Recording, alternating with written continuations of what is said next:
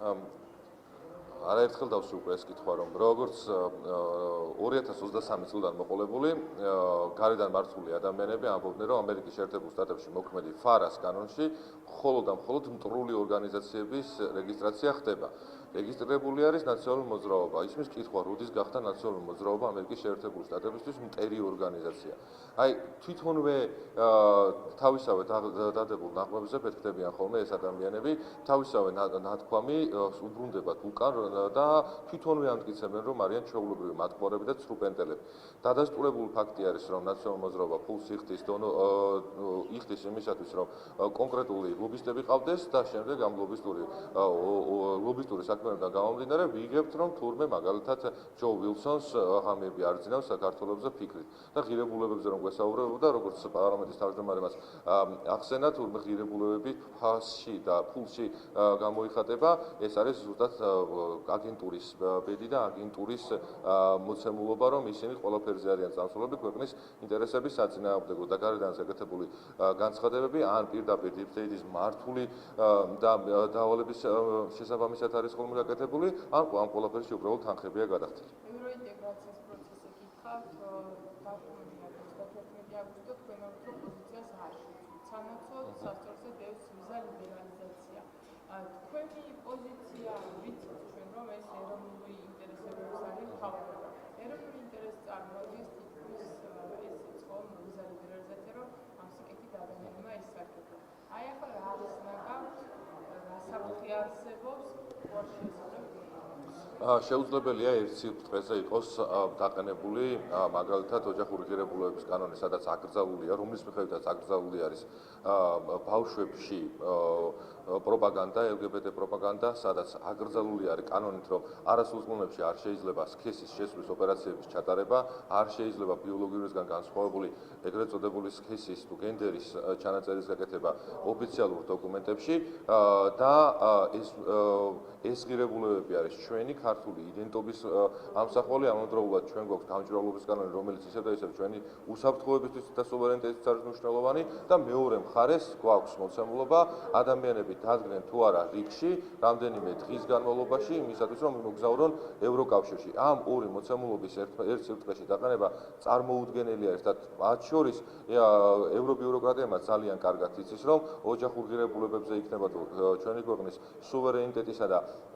დამოუკიდებლობისთვის მნიშვნელოვანი საკანონმდებლო ცვლილებების უკან წამღები ქართული ოცნების გუნდა ქართული ხალხი არ არის. მიუხედავად ამისა, ამ ყველაფერს წერენ და გვაშანტაჟებენ, იმიტომ რომ ერთი მიზანი აქვს. მოდის არჩევნები და აქვს სურვილი, რომ როგორმე მუხტი აიწიოს და ისევ აშანტაჟებენ ქართველ ხალხს, რომ იქნებ როგორმე შეცვალოს ხელისუფლება და მოიყვანონ ნაცები ხელისუფლებაში. ერთ დავაზუსტებ, ნახეთ საკითხს აყენეთ, როგორც ვიზა ლიბერალიზაცია, როგორც კონფლიქტი.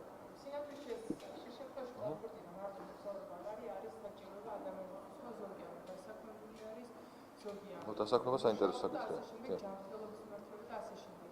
აი, როცა ამბობთ, რომ ეს კანონთან დაკავშირებით პრობლემები იქნება ეროვნული ინტერესების მიმართულებით, თუ იქნება მსგავსი მოთხოვნა, შემდეგ რო შეიძლება არ შეასრულოს და რატომ ახლა?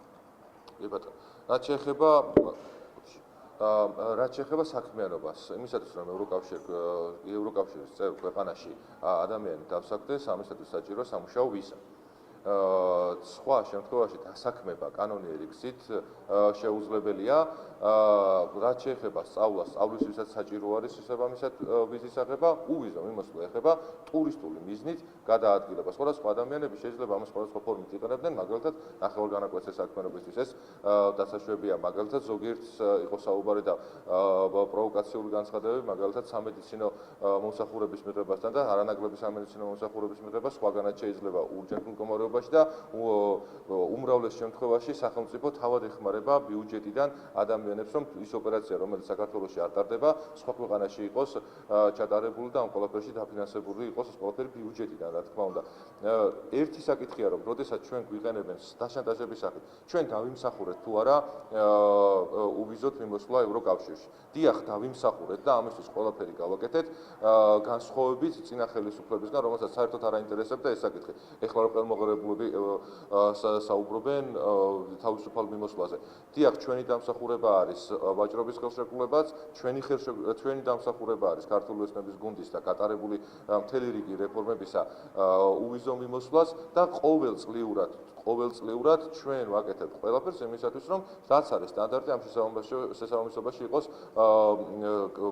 ხელშეკრულებით, ორხრივი ხელშეკრულებით საერთაშორისო ხელშეკრულებით გათვალისწინებულ მოთხოვნებთან თითოეული ჩვენი გადადგმული ნაბიჯი. ამის ანგარიშებიც მიმდინარეობს და მაგალითად თუნდაც ყველაზე საინტერესო ის არის, რომ საიმიგრაციო პოლიტიკის გამკაცრებას ითხოვენ მაშინ, როდესაც სულ რამდენიმე დღის წინ თუ კვირის წინ საქართველოს პარლამენტში საიმიგრაციო პოლიტიკის გამკაცრების საკანონმდებლო მთელი ჩარჩო შეიცვალა.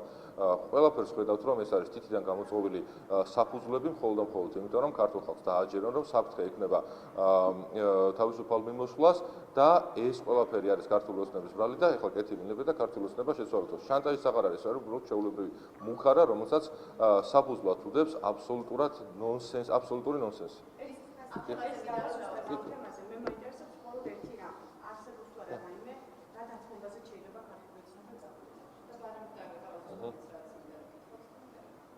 მოდი ჯერ ვთქვათ, რომ პირველივე საკითხი რაც არის, რომ გათავისუფლდნენ მაგალითად დაპატიმრებული ადამიანები, დაკავებული ადამიანები, ერთ-ერთი საკითხი არის, ანუ ჩვენ გვეუბნებიან, რომ კანონის უზენაესობაზე ხელი ავიღოთ საერთოდ და კანონი ჩვენს ქვეყანაში არ კანონებდეს.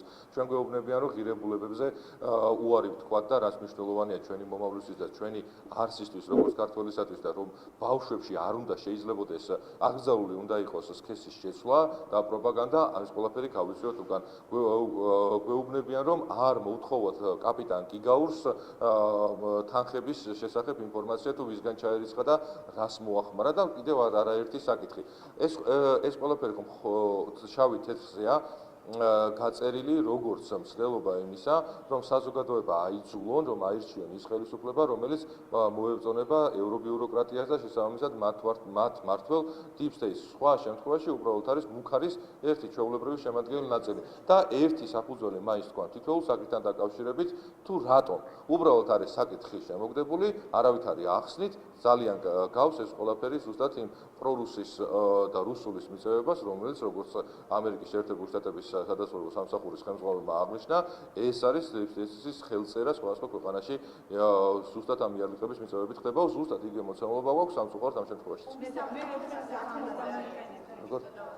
გაგეცეთ მაგაზე პასუხი, რომ გაგეცეთ მაგაზე პასუხი, რომ ეროვნულ ინტერესებს და ჩვენი ქვეყნის მომავალს რაც შეეხება, რაც არის უმნიშვნელოვანესი, მათ შორის კანონის უზენაესობა, მათ შორის ღირებულებები, ჩვენთვის ღირებულებების უკან წამღებები და ღირებულებების განმტკიცებელი კანონმდებლობის უკან წამღებები ჩვენ არა ვართ, ეს ძალიან კარგად იცის, მათ შორის ბიუროკრატიამაც, მათ შორის მათმა მართლმა deep state-მა და მიუხედავად ამისა, გველაპარაკებიან შანტაჟის ზენით და კარგია, რომ ისევ და ისევ ვრცელდება ინფორმაციები, რომ ამ უსამართლობას არ ეთანხმება მათ შორის რამდენიმე ქვეყანა და კიდევ უფრო კარგია, რომ ხვდებიან, რომ იხსნება ამით პანდორას ყუთი, იმიტომ რომ მათ შორის ევროკავშირის წევრ ქვეყნებშიც შესაძლებელია შემდეგ, რომ ყველანაირი საფუძვლის გარეშე გარკვეული მოთხოვნების წაყენება მოხდეს, ისეთი მოთხოვნების, რომელიც პირდაპირ ეწინააღმდეგება თითოეული ქვეყნის სუვერენიტეტსა და ეროვნულ ინტერესებს.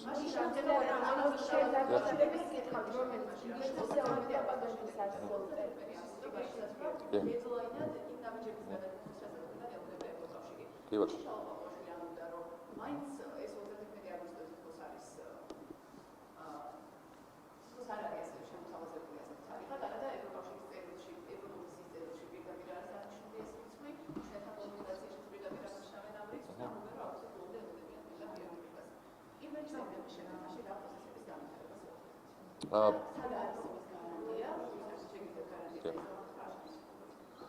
ნახეთ, ეს კითხვები უნდა დავუსვათ პაվել ჰერშინსკის.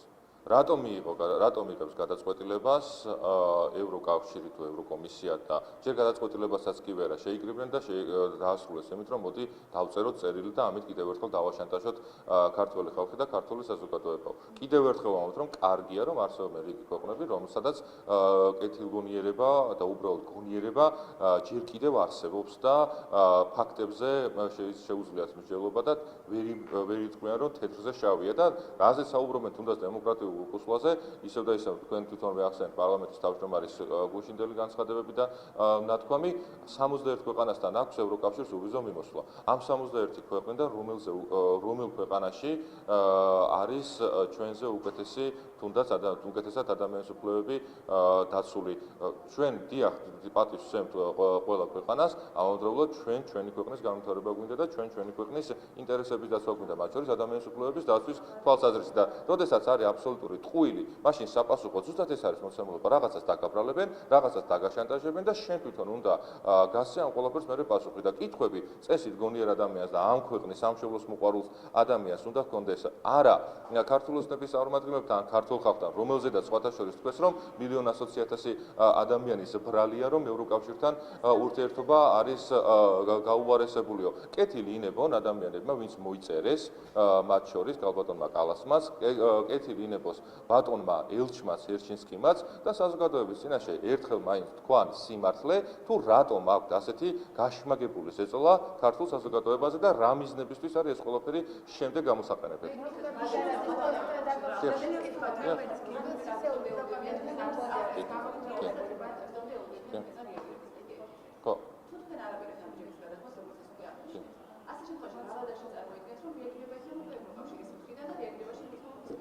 მაგ კითხვაზე გაგესით პასუხი, რომ ბატონ ერჩინსკის მიმართეთ, რომ 31 აგვისტოს რა მოხდება.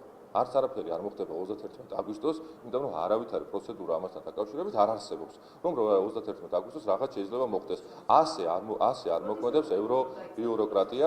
ჩვენ ველოდებით, რომ კეთილგონიერება კიდევ აღმოაჩნდებათ ადამიანებს და ის deep state-თან ბრძოლა, რომელიც უნდა მიმდინარეობდეს, გაგრძელდება. სამწუხაროდ ჩვენ ხედავთ, რომ პირდაპირ სუვერენიტეტ განულებული მოცემულობა ბიუროკრატიის სახით ყავს. ეს არის სამწუხარო მოვლენა, რომელიც ებრძვის არა მხოლოდ საქართველოს, არამედ მშვიდობას მთელ მსოფლიოს მასშტაბით.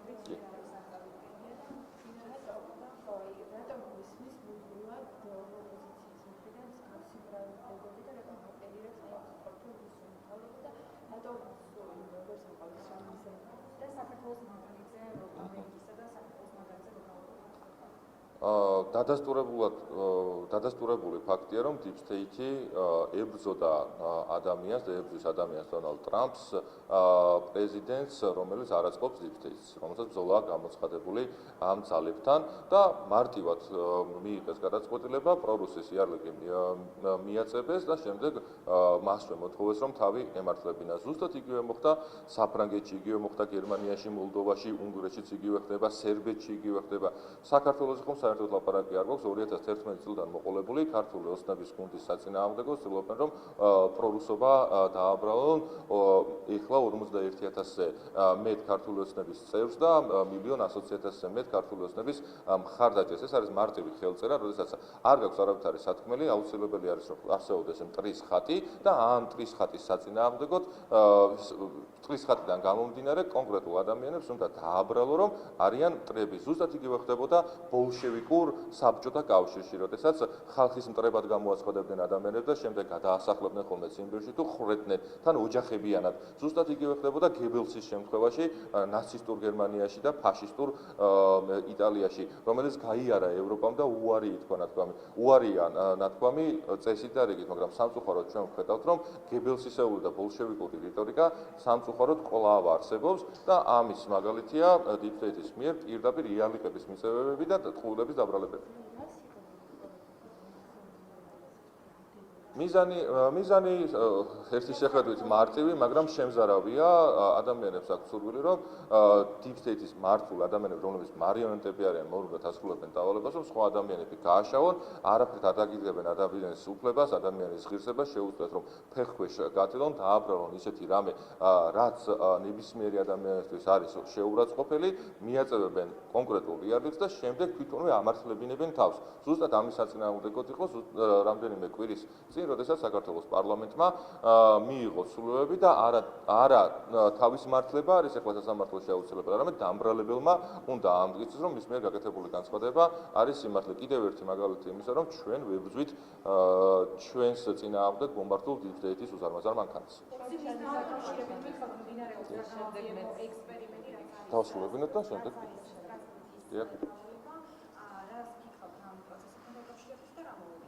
სტრასბურგის სასამართლოს გადაწყვეტილებით ორი ფაქტია გამოვლენილი. ერთი ფაქტია, რომ პარლამენტზე მიმდინარეობდა შტურმი, ძალისმიერი შტურმი და ეგრეთ წოდებული მომიტინგეები არბოდნენ კანონს, რაც კანონდარღვევა და უფლებების დარღვევა არის ნებისმიერი ქვეყნის მაგალითზე. ამავდროულად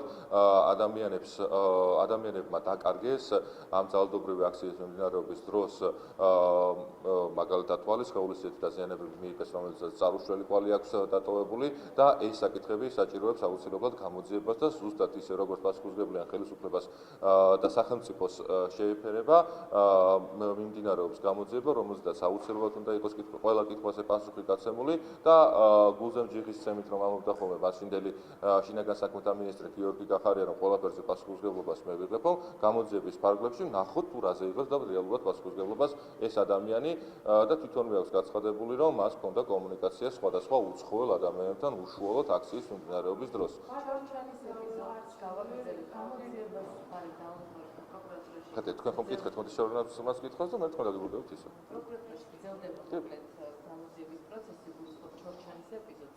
დღეს ჩორჩანას ეპიზოდს მადლობა თავდაცვის ყოფილი მინისტრი ლევან ზოია მოგეკითხა დღეს მეშინიკო მაგაზინში ჩატში ბარია და ამ შემთხვევაში მან ისაუბრა, რომ არის ტერიტორიული დაკარგული ფაქტთან დაკავშირებით და ზოგადად პასუხისმგებლობა ვის იკვეთება და რამდენად მნიშვნელოვანია, რომ მსგავსი საკითხი იყოს გამოძიების შემდგომ.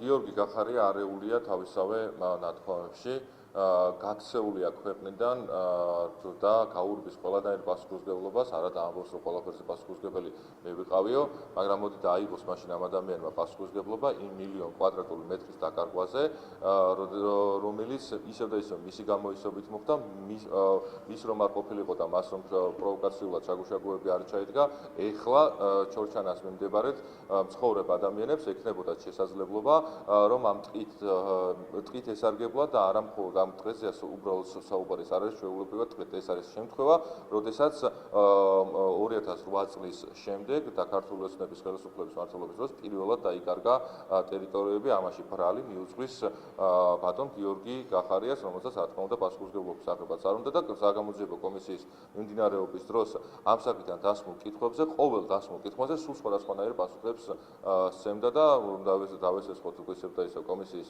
წევრ ბატონ გურამ აჭარიშვილს, აბა ჩამოვიდეს ახლა კეთილი ენებოს და მაცხოვრებელთან ერთად ერთხელ მაინც შევიდეს ტყეში. კიდევ ერთხელ დადასტურებულად არის, რომ ეს ადამიანი არის ჩვეულებრივი სრულპენტელა, ამავდროულად ის მისი უგუნურებით გააკეთა ეს პროვოკაციული მოქმედებები, იმიტომ რომ არაკომპეტენტური იყო თუ ვინმესგან მიიღო დავალება, ესეც ვფიქრობ, რომ უნდა იყოს გამოძიების საკანიც.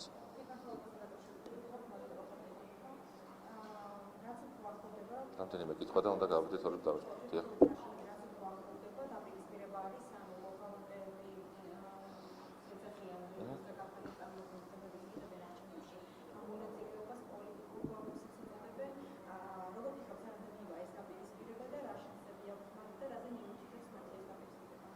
არაერთხელ გვაქვს ნათქვამი, რომ ჩვეულებრივი შოუ და მასკარადია კოლექტიურ ნაცმოძრაობაში ეგრეთ წოდებულ 4 ბარიერ გადალახულ პარტიაში დაპირისპირება. ეს არის კარგი მცდელობა იმისა, რომ ძველმა ნაცებმა და ნაციონალური მოძრაობის წევრებმა 5 ნომრებმა და 4 ნომრებმა 9 და 25 ნომრები გარესხონ და ჩამოაშორონ ნაცობა, ამით ცდილობენ, რომ გაზარდონ მეორე ფლანგის, ნაციონალური მოძრაობის მეორე ფლანგის მხარდაჭერთა რაოდენობა, რაც რა თქმა უნდა არ გამოუვათ, იმიტომ რომ საქართველოს საზოგადოებამ ძალიან კარგად იცის იცოდა წარსულშიც, იცოდა 2024 წლის საპარლამენტო არჩევნებშიც და იცის, რომ თვითმმართველობის არჩევნებშიც რეალურად აქ ციფრებს, ნომრებს და მათ პარტიულ სიმბოლიკას და ფერებს არავითარი მნიშვნელობა არ აქვს. ნაცი ყოველთვის იყო და ყოველთვის იქნება ნაცი და ყოველთვის იბრძოლებს საქართველოს წინააღმდეგ.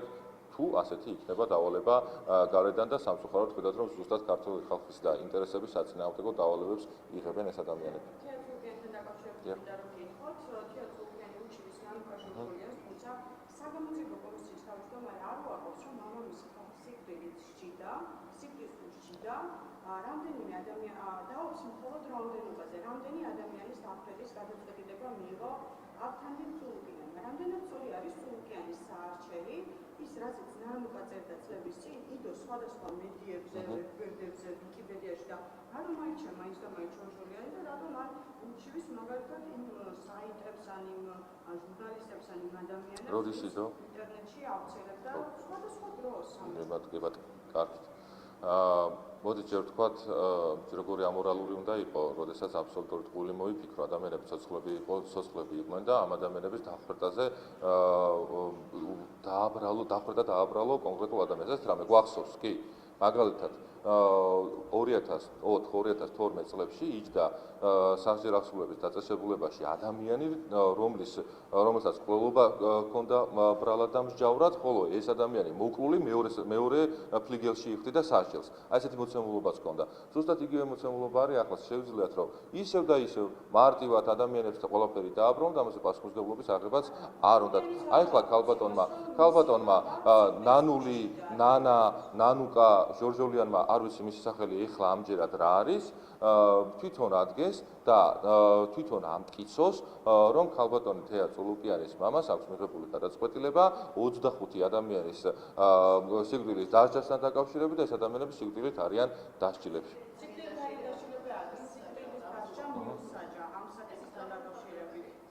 ისტორიული ფაქტია? ხა, ნახეთ, თუ თქვენ ამბობთ, რომ ეს ისტორიული ფაქტია, მაშინ მოდით შესაძლებელია ვიკიპედია ამბობს. მადლობა.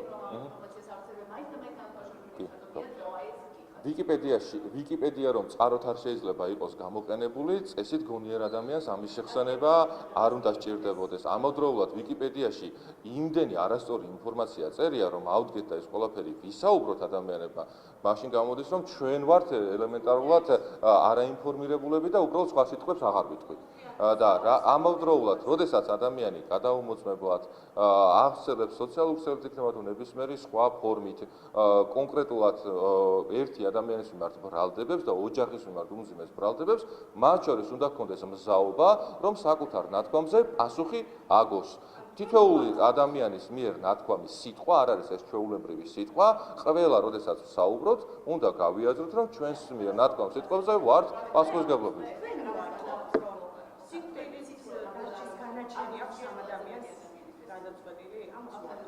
ნახეთ, ეს რას ამბობს?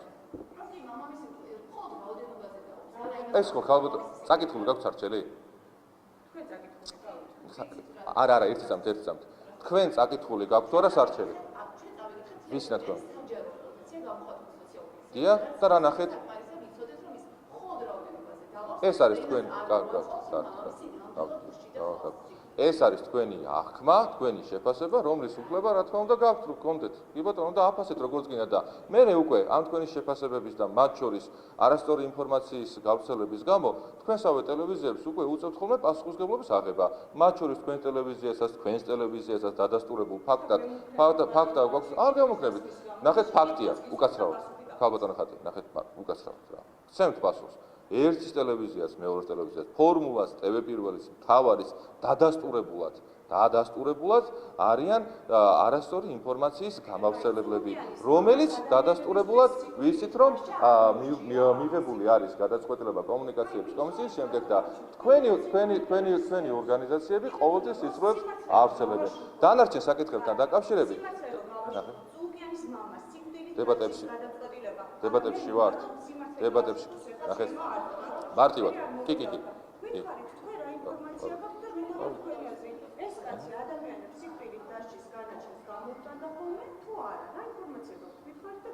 ბატონო მოდი ესე მოვუხსენთ რა თქვენ ხო ქალბატონი თეა წულუკიანთან კომუნიკაცია არ გიჭირთ ხო მიმართეთ ქალბატონ თეა წულუკიანს და ის აუცილებლად გააქცევთ იმიტომ რომ ამ ადამიანს არ აქვს პრობლემა არც ეს საკითხთან საუბრისას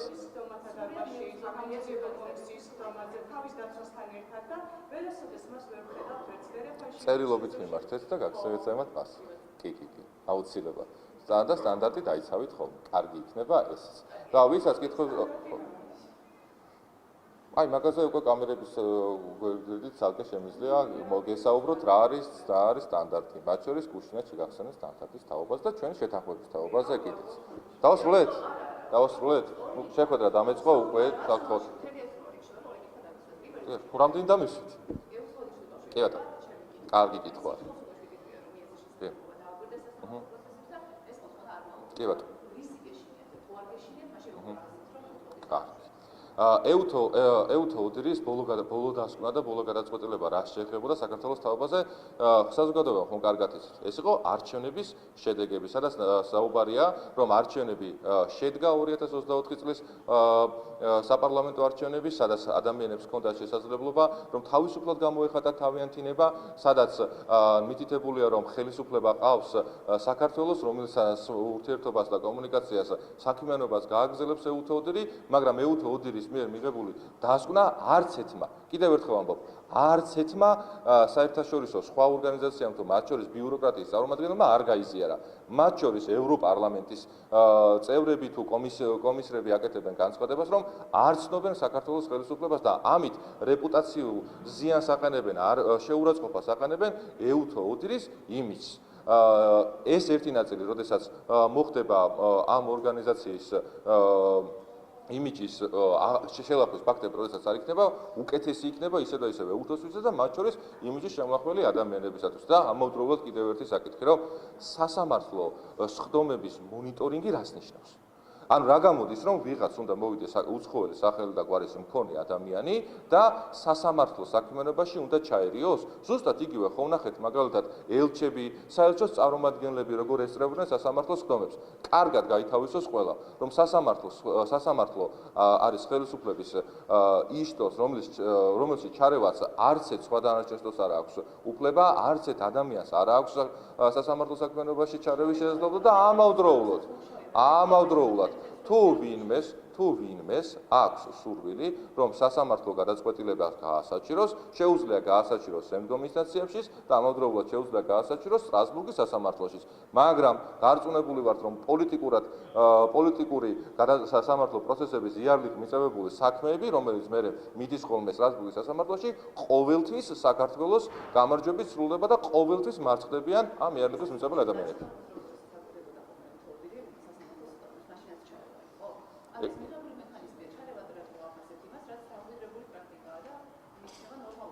რა მიიჩნევა ნორმალურად, რომ ვინმე ეუთო უდირმა სასამართლოს სხდომის მიმდინარეობისას რა უნდა შეაფასოს. მაგალითად, ერთი მხარე, მეორე მხარე რა მტკიცებულებებზე აყნობს თავის პოზიციას, მოსამართლე როგორ მართავს პროცესს, ამას უნდა დააკვირდეს ეუთო უდირი და ეს არის საერთაშორისო ორგანიზაციის ფუნქცია, ნაკლებად გონია, რომ ეუთო უდირს ამისი შესაძლებლობა ჰქონდეს, რომ მათ შორის შეაფასოს ქართული კანონმდებლობის შესაბამისად, როგორ მიმდინარეობს სასამართლო პროცესი და საინტერესო არის კიდევ რომელ სხდომებზე აქვს სურვილი, რომ დაესწრონ, მათ შორის საქართველოს სასამართლო სისტემაში, სხვადასხვა ინსტანციაში ასობით და ათასობით პროცესები იმართება ხოლმე წლის განმავლობაში. რომელ სხდომებზე არის დასწრება მათთვის მინაშეწორენ თუ ყველაზე აპირებენ დასწრებას და ყველაზე აპირებენ ანგარიშის დაწერას, ხო ეს ცალკე ირონიული საკითხია. ერთის და დავასრულოთ, მაგრამ შევთ. გამეწყო შეხვედრა ფოტოს კითხვა.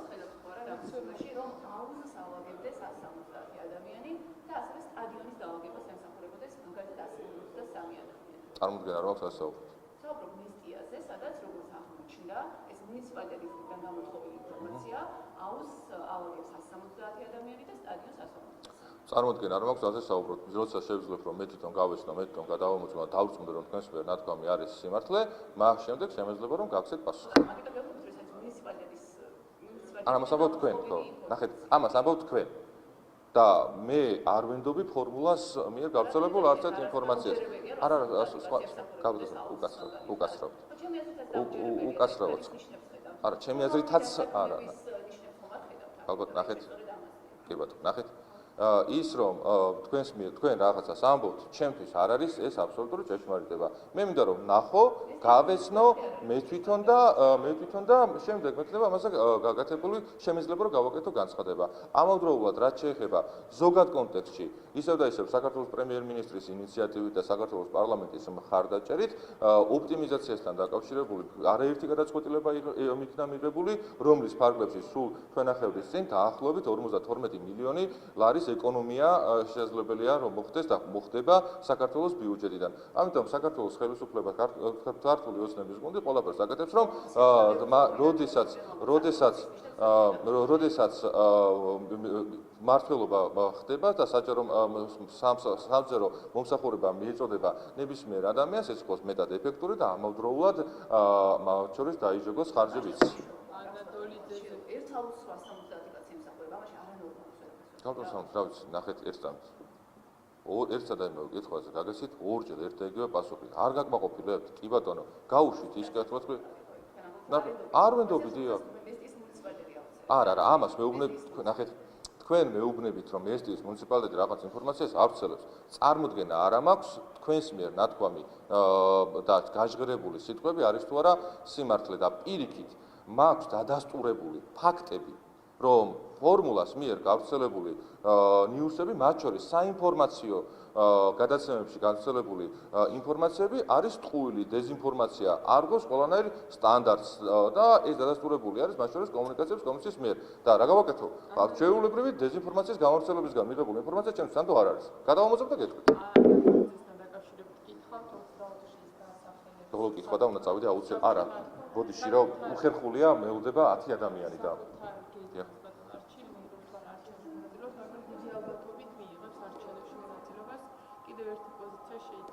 არა საჯარო ადამიანები არიან, სამწუხაროდ თქვენ საინტერესო არ არის. დიახ. გაცნობთ.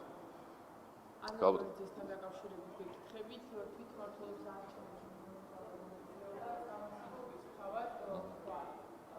შეიძლება მიიღოს არჩევნებში მონაწილეობა, თუ ეს ასე იქნება, რას ნიშნავს?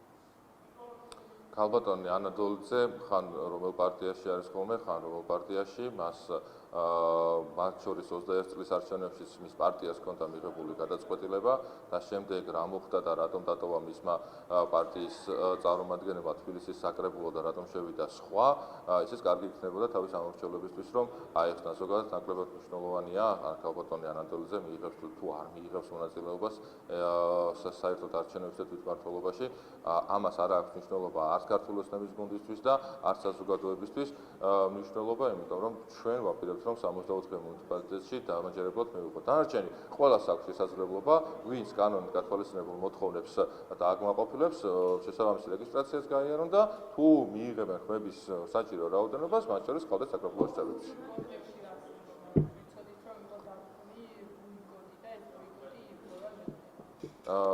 ის ბოიკოტიც თუ ნებისმიერი ნათქვამი, რომელიც კოლექტიურ ნაწმოძრაობაში გაერთიანებულ ადამიანებს აქვს ხოლმე გაკეთებული, როგორც ამბობენ, ისე გადათქვამენ ხოლმე ძალიან მარტივად, განსაკუთრებით ეს როგორც შეეფერება ლელოში გაერთიანებულ ადამიანებს. ხან ერთმანეთს ლანძღავენ, ხან ერთმანეთს ძმობას და დობას ებიცებიან და რატომ ებიცებიან? იმიტომ რომ ასე არის საჭირო მიღებული დავალების შესასრულებლად. ეხლა სავარაუდოდ შესაძლებელია რომ ასეთ საკითხთან კონდეს საქმე, საერთოდ არ არის მნიშვნელოვანი ქალბატონი ანასთან დაკავშირებული საკითხი არჩევნებთან კონტექსტში. არ ვიცი, ნამდვილად ანალოგიურ არ ვიცი, უნდა ვნახო, არ მიყვარს ხოლმე ეგეთ რაღაცებზე პასუხის გაცემა, მინდა რომ ვნახო, მე თან გავაჩნდა და მე გეცნობ პასუხს. კარგი? ნახოთ. კარგი, ნახოთ.